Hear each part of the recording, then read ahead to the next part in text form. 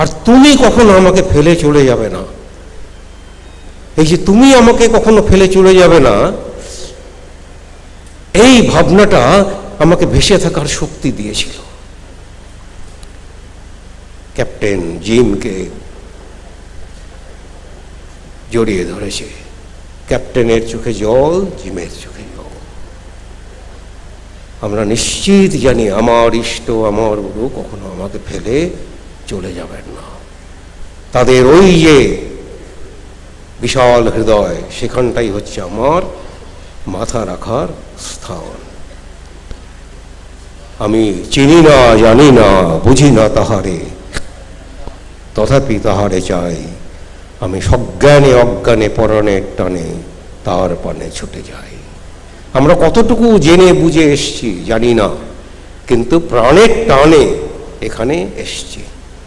সবাই ভালো থাকুন। ওম শ্রীরামকৃষ্ণ নমস্তে।